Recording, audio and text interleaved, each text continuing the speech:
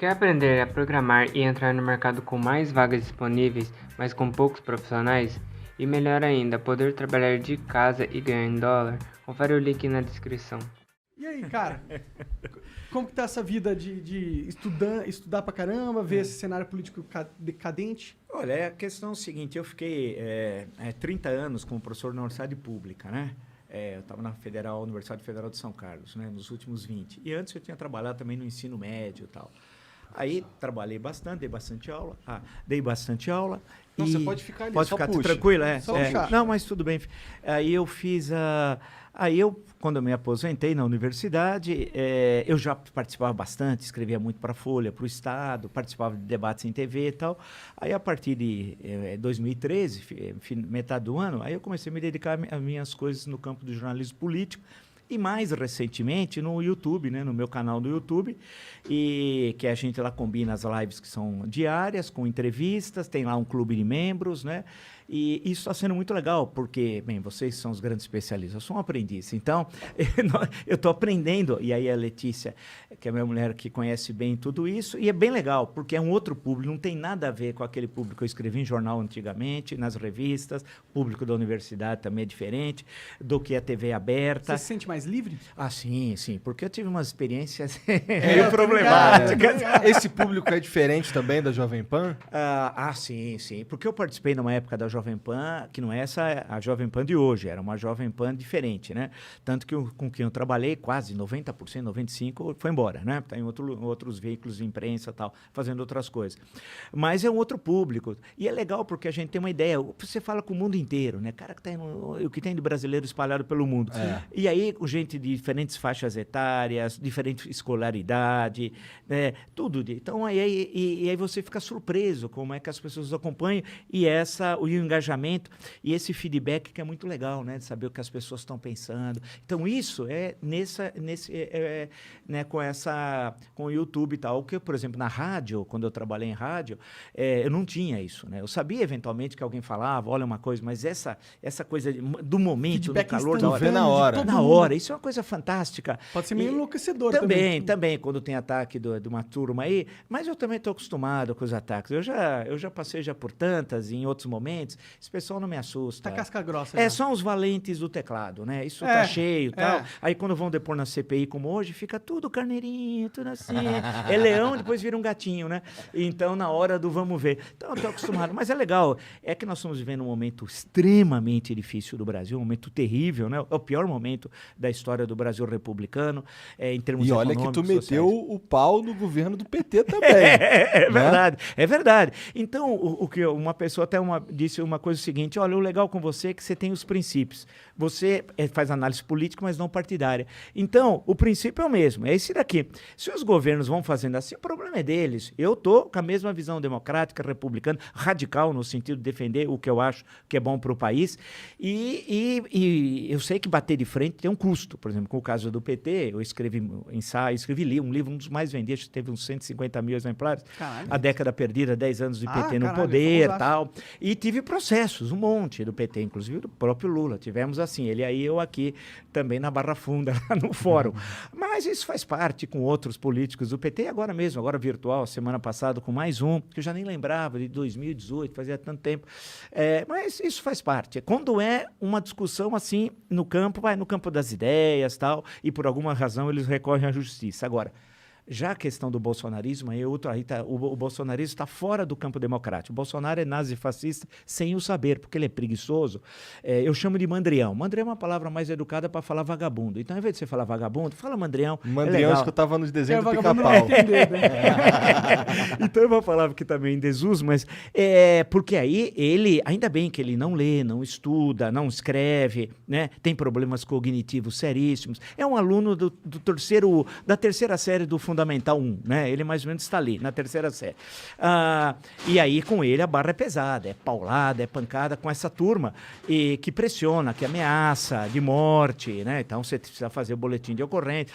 Ao mesmo tempo, pega lá e a Letícia acompanha isso pela internet, o sujeito manda o modelo para entrar com ação na justiça. Então, por exemplo, a mesma questão em 25 lugares diferentes do Brasil.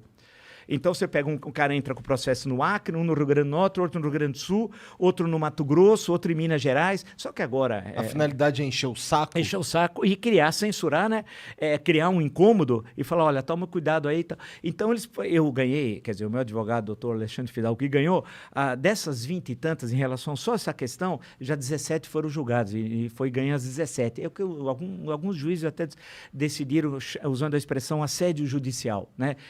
E aí é um meio de tentar coagir, de censurar. Mas eu vou levando sem nenhum problema e vamos em frente. O importante é a gente ter princípios, né? Defender a ordem republicana, combater a corrupção, defender que o Brasil...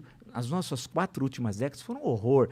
Eu peguei um outro momento, não de vocês, da história econômica do Brasil, que o Brasil crescia a ritmo chinês. O Brasil cresceu a 10, 11, 12, 13% ao ano.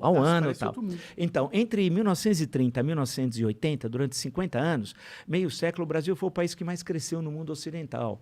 Nós perdemos o caminho nas últimas 4 décadas. E essa que terminou agora, em 31 de dezembro do ano passado, foi a pior das 4. O 2015, 2016 foi um verdadeiro horror em termos econômicos. Então, você cai a renda per capita, a expectativa de vida, e o país fica parado. Nós estamos parados, né? O mundo inteiro está se recuperando, se desenvolvendo, e nós aqui estamos assistindo. Você vê a população cresce do Brasil 0,8, que é muito pouco.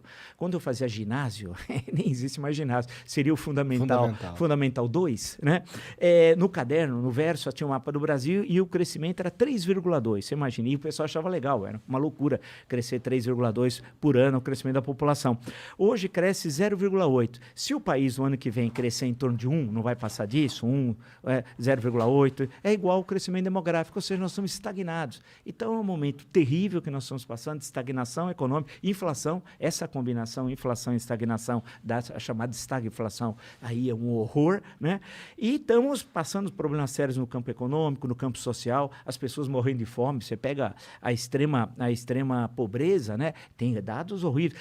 Agora que tem muitas reportagens do pessoal abrindo lixo para comer. Eu vi isso. Eu vi também. Eu vi, quer dizer, e uma coisa assim inacreditável. Quer dizer, nós estamos num caos social, num caos econômico, político nem se fala, porque ele é um pobre, um incapaz, o Bolsonaro, né? É um beócio, como eu chamo, a palavra também em desuso. Quer dizer o quê, professor?